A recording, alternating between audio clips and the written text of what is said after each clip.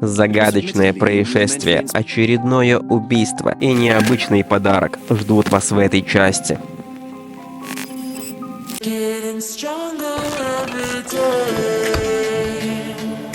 Как вы, наверное, помните из прошлой части, мы получили приглашение от мистера Фогеля, и сейчас мы отправляемся к нему.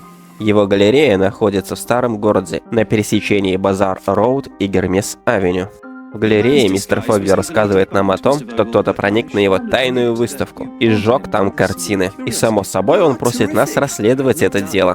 Согласно рассказу мистера Фогеля, он услышал шум и пошел туда проверить, но ничего подозрительного он там не увидел. Дверь же в галерею была заперта на ключ, а других входов туда нету. По пути на закрытую выставку Фогеля я застал Джона, пялющимся на картину создания мира. Вот же извращенец. Закрытая выставка находится в подвальном помещении, и в нем действительно нету ни одного окна. И экспонаты на ней, очень уж странные. Также в этом помещении находится и котельная, где мы нашли кое-что интересное. И это были следы, причем с разной длиной шагов, что говорит нам о том, что тот, кто их оставил, хромал. Также здесь валялась старая ржавая лопата, которой давно никто не пользовался. Учитывая специфику выставки, это может быть даже один из экспонатов. Дверца была заперта на железный засов, и открывается она лишь снаружи. Но внутри мы находим следы, такие же, как и на полу. А значит, злоумышленник прошел именно здесь. Вопрос только в том, как он открыл дверцу. И ответ на этот вопрос нам дали царапины на дверце, в которых мы обнаружили магнитную стружку. Он использовал сильный магнит, чтобы открыть дверь с другой стороны. Затем нам приглянулся один из экспонатов. А если быть точным, то гроб со скелетом внутри. Скелет не лежал по центру, а был немного сдвинут. И мы также нашли угольный отпечаток ладони. При осмотре сожженных картин мы обнаружили окурок от сигареты марки Мелпел, на котором также нашли угольные отпечатки. Также нам удалось найти рамку, в которой не было картины. А значит, это не просто вандализм, а кража. Злоумышленник украл картину, а пожаром пытался скрыть это. Итак, что мы имеем? Взломщик забрался в подвал по желобу для угля, открыл люк с помощью магнита и нечаянно уронил лопату. Фогеля встревожил шум. Заслышав шаги, взломщик спрятался в гробу. В подвале Фогель не заметил ничего странного и ушел, не осмотрев все как следует. Дождавшись, пока Фогель уйдет, взломщик сжег картины в комнате Уальда. Его истинной целью было не погром, а кража. Рассказав обо всем этом мистеру Фогелю, мы узнали от него, что картины принадлежали местному художнику Бонифацию Меркьюрио. Правда, где именно живет Бонифаций, Фогель не в курсе. Но он известная личность, поэтому мы наверняка сможем его найти. Поэтому я отправился в местную редакцию, где я получил задание от Мэйкрофта под названием «Ловля угрей». Но про него я, скорее всего, сделаю отдельный ролик. Ну а в архивах редакции мне удалось найти информацию о Бонифации, в том числе и адрес, где он живет. А живет он в старом городе на Гермес-Авеню, немного к северу от галереи. Однако к Бонифацию нас не пустили, поэтому мы решили замаскироваться под Бонифация и пройти. Но в квартире Бонифация нас ждал сюрприз.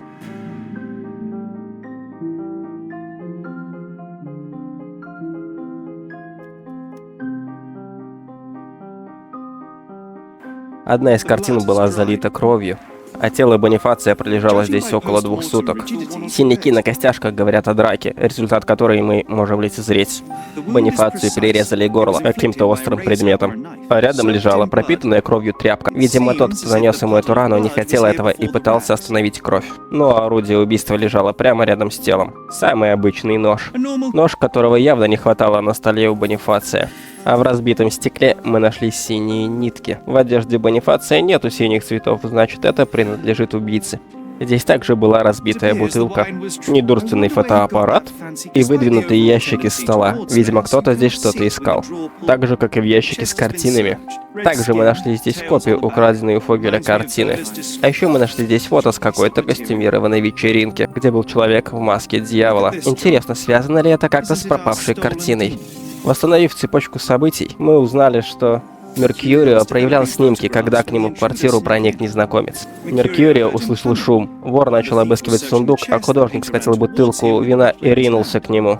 Он разбил бутылку о голову вора. Тому осталось лишь защищаться, и под рукой оказался кухонный нож. Меркьюрио хотел забрать картину, но вор, которому в глаза попало вино, задел ножом его горло.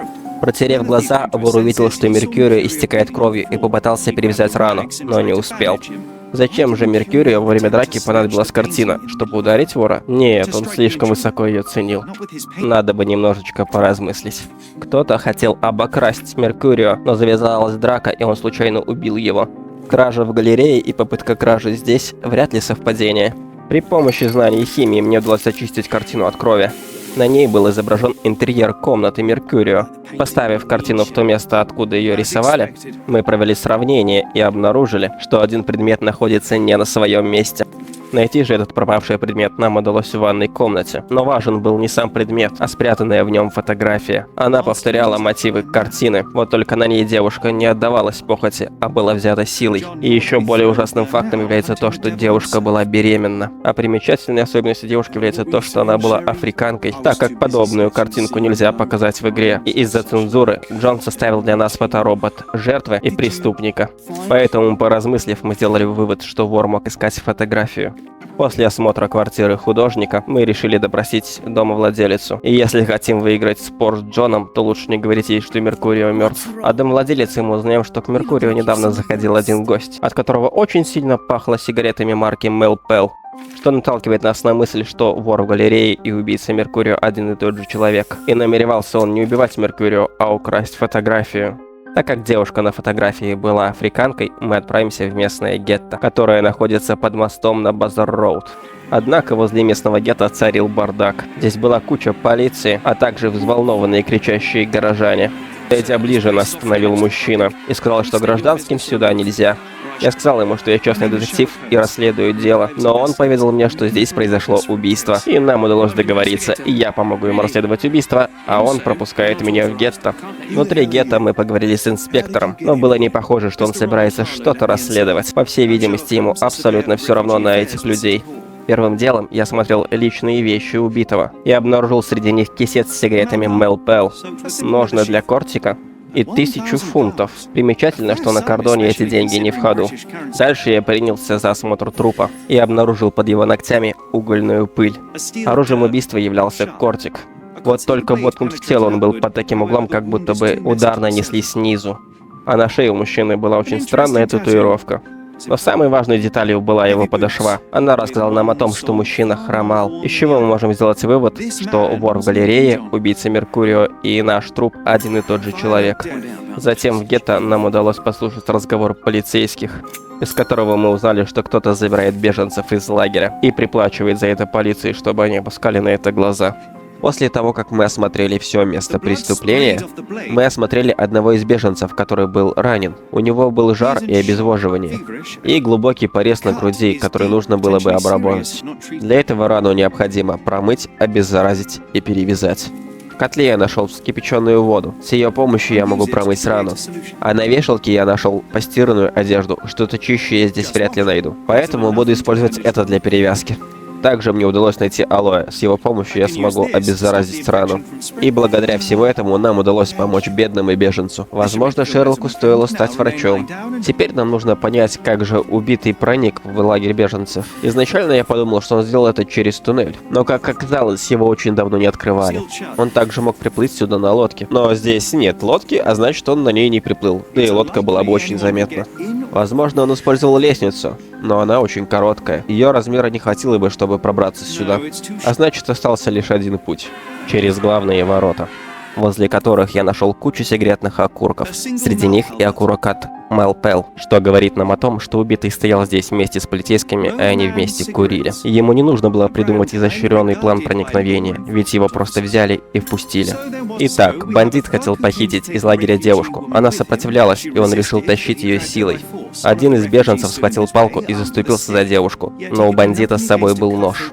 Он не ждал, что на подмогу явятся другие беженцы. Девушка воспользовалась случаем и вырвалась. Бандит испугался и решил бежать. Он запнулся об упавший ящик, упал и напоролся на собственный кортик. Рана не была смертельной. Бандит поднялся на ноги и попытался уйти, истекая кровью, но поскользнулся на мостике и упал. Перед этим он курил и беседовал с полицейскими у ворот лагеря, а потом спокойно вошел внутрь. Бандит пришел в лагерь, чтобы похитить женщину. Этот бандит не просто вор, похоже, он выполняет чьи-то приказы, а точнее, выполнял. После того, как я рассказал все это мистеру Харлоу, беженцев отпустили, и теперь я мог с ними поговорить.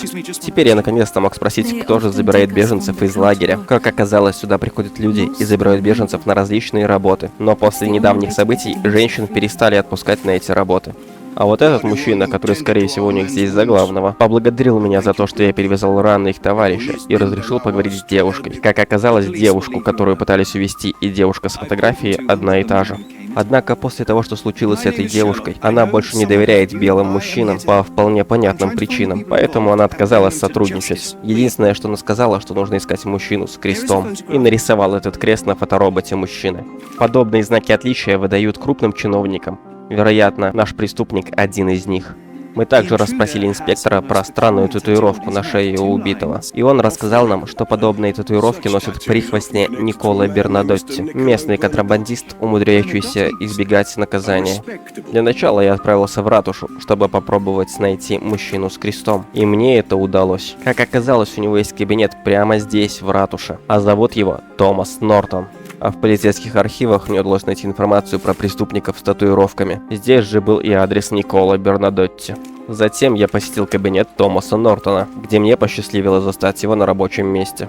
Разговор с ним выдался очень интересный. Он признался в том, что совершил, но по его словам, ему что-то подмешали в напиток, и он себя не контролировал, что, на мой взгляд, не сильно-то уменьшает его вину. Однако он очень сожалеет об этом. Также он утверждает, что кто-то шантажировал его, и именно поэтому он пытался выкупить картину у Бонифация. Но он раскаивается в том, что он совершил, и просит нас отдать ему фотографию. Взамен же он постарается помочь беженцам. Они все получат жилье и станут гражданами Кордоны. Таким образом, я встаю перед выбором: отдать фотографию Фогелю, и он опубликует ее, и Томас получит по заслугам. Либо отдать фотографию Томасу, он избежит наказания, но целая куча людей получат крышу над головой, возможность работать и передвигаться по городу, а не быть запертым в гетто. Но я решил отложить выбор и для начала пообщаться с Николой Бернадотти.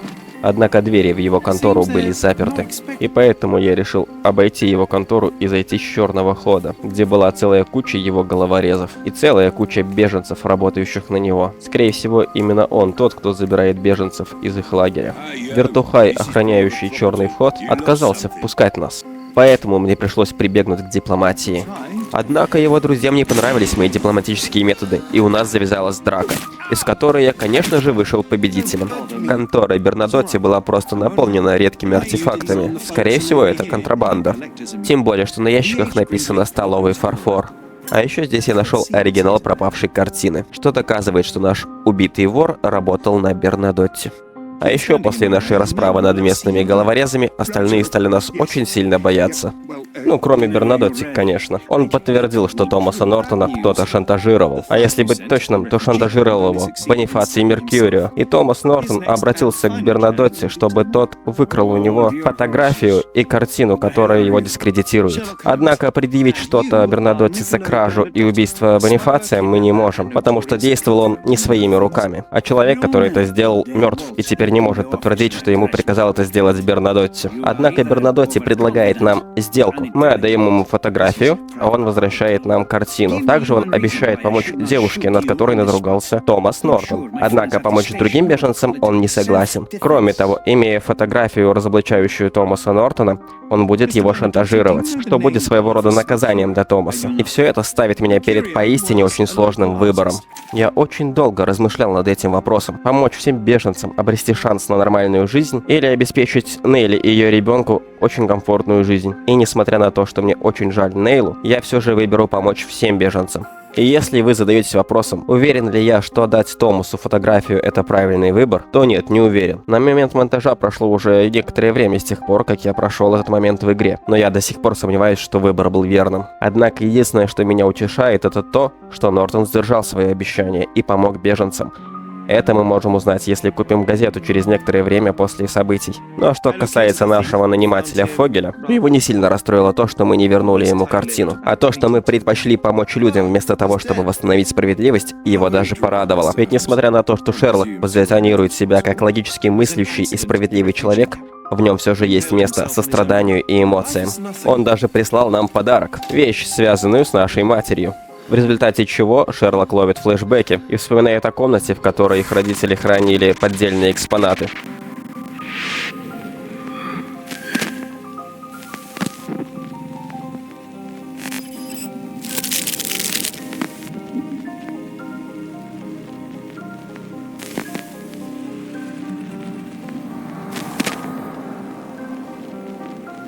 А сразу после этого объявился брат Шерлока, Майкрофт, который уговаривал нас прекратить расследование и вернуться в Лондон. Но, как я уже говорил в первой части, разве Шерлок хоть когда-нибудь слушал своего брата? В доме мы вспомнили тот день, когда впервые увидели этот странный экспонат. В тот день Шерлок нашел 2 замечательные палки, чтобы сделать деревянные мечи. Мать разрешила нам обследовать этот артефакт, и мы выяснили, что он является подделкой. В комнате с коллекцией подделок было очень много диковинных вещичек. К примеру, покрашенный в белый цвет бурый медведь.